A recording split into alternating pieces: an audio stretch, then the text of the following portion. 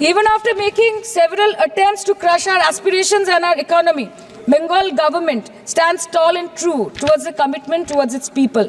बंगाल में सिर्फ दीदी है तो मुमकिन है. The West Bengal government started transferring money to the bank accounts of 21 lakh people who worked for 100-day scheme without receiving any payments from the central government for Manrega. Even before Ayushman Bharat, in Bengal, Shastro Shati, a cashless scheme was launched, providing treatment cost up to 5 lakh for per person belonging to any strata of the society. आज कलकत्ता के किसी आलिशान private hospital में जहाँ पे एक अमीर आदमी की चिकित्सा होती है, वही बगल वाले बेड में एक गरीब मजदूर, एक गरीब किसान की भी ट्रीटमेंट होती है. यही है ममता बनर्जी का विकास. और आपके अमृत काल में the cost of medical treatment has been doubled in the last 5 years. आप फार्मास्यूटिकल्स की सर आरजीकर पे बात ना बोले, आपकी सीबीआई पे अभी तक कुछ बोल नहीं पाए. हम लोगों ने जो हमारी पुलिस ने जो बोला था, they are still sticking to that. So उसके बारे में मत बात करें, ठीक है. आप उत्तर प्रदेश के बारे में बात करें ना sir. Sir, medical inflation is at 14%. Regularly लिए जाने वाले दवाइयों की कीमत 50% बढ़ गई. आप सिविल एविएशन के लिए ग्रांट्स मांग रहे हैं. एक डोमेस्टिक फ्लाइट, उसकी राउंड ट्रिप की टिकट 20 से 30 हजार में बिक रही है. आम आदमी आज हवाई चप्पल पहन के हवाई जहाज नहीं चल रहा, आम आदमी हवाई चप्पल बेच के हवाई जहाज चल रहा है. You are demanding funds for education but conveniently ignoring the fact that 11 lakh children have dropped out of school according to your own data.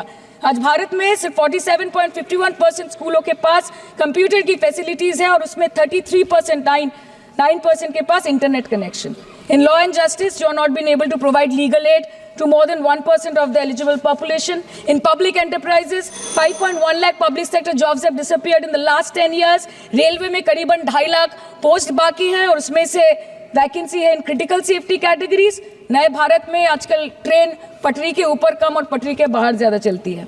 मुझे दुख लगता है इस सदन में ये कहते हुए मैडम कि मैंने अपने लोकसभा क्षेत्र जादवपुर लोकसभा क्षेत्र के लिए एक बारुईपुर कोबी सुभाष मेट्रो एक्सटेंशन की मांग की थी. मुझे डिपार्टमेंट से ये चिट्ठी मिली जिसमें उन्होंने लिखा है that this project is not economically viable and this project is unremunerative. तो आपको अगर सब जगह से पैसा चाहिए तो मुझे ये बात समझ में नहीं आती कि लोग खुद के लिए आपको वोट देते हैं कि आपके फायदे के लिए वोट देते हैं. मैं आपको इतना ही बोलना चाहती हूँ, दिस वॉज द रीजन. अपने प्रॉफिट के लिए आज इन्होंने सीनियर सिटीजन का कंसेशन भी बंद कर दिया और सीना ठोक के ये बोलते हैं कि 2022-23 अर्थ वर्ष में हमने 15 करोड़ वरिष्ठ नागरिक से 2242 करोड़ कमाए. धन्यवाद माननीय सदस्य. मैं 2 बात और बोल के खत्म कर दूंगी कि लोकसभा पे खर्च करके क्या फायदा मैडम, जब यहाँ पे विपक्ष को बोलने का अधिकार ही ना हो. लोकसभा के लिए भी तो ग्रांट मांगा है ना मैम. और अभी सर बोल रहे थे कि बेटी बचाओ बेटी पढ़ाओ, तो 10 साल पहले मोदी जी ने लॉन्च किया था, लेकिन उसके 80% पैसे सिर्फ पब्लिसिटी और मार्केटिंग और एडवर्टाइजमेंट में खर्च कर दिए. आपके उत्तर प्रदेश, मध्य प्रदेश, राजस्थान में ना बेटी को पढ़ा पा रहे और ना बेटी को बचा पा रहे. बंगाल आए और देखिए कि ममता बनर्जी ने विधानसभा में अपराजिता एक्ट में बिल पास किया है, कन्याश्री किया है. विपक्ष के कुछ साथियों ने कुछ ऐसे क्रिटिसिज्म्स रखे हैं, कुछ ऐसे कटाक्ष रखे हैं जिन्हें मैं यहाँ बहुत विनम्रता से उनका जवाब देना चाहूंगी उन संशयों का, और ये आग्रह करना चाहूंगी कि आपके संशय डिबेट तक सीमित रहे, वोट तक उन पर उनकी परछाई मत पड़ने दीजिएगा. माननीय उपनेता सदन ने कहा कि हम आरक्षण के पक्ष में नहीं हैं. मैं उन्हें याद कराना चाहती हूं कि 40 बरस से इस देश की बेटियां प्रतीक्षा कर रही थी नारी शक्ति अधिनियम लागू हो, महिला आरक्षण लागू हो. ये नरेंद्र मोदी सरकार है जो सर्वसम्मति से इसको पारित कर कानून बना पाई सितंबर 2023 से. तो हमारी नीयत साफ है, हमारी नीति साफ है.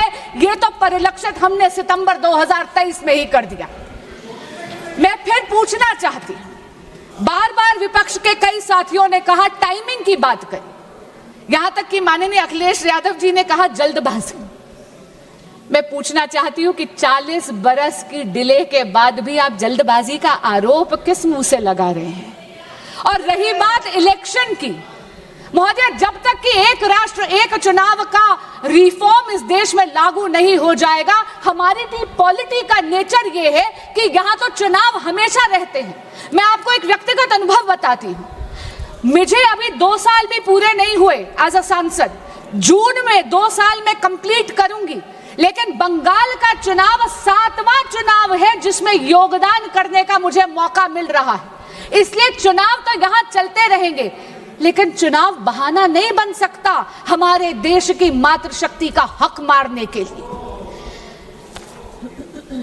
अखिलेश जी ने विचार परिवार की भी बात करी। मैं शायद वो इस बात से अवगत नहीं है, क्योंकि मैं भी राष्ट्रीय सेविका समिति की ही एक कार्यकर्ता हूं।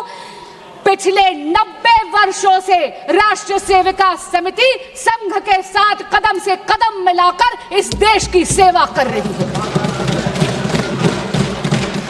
महोदया, एक भय, एक भ्रम बना दिया गया है डीलिमिटेशन को।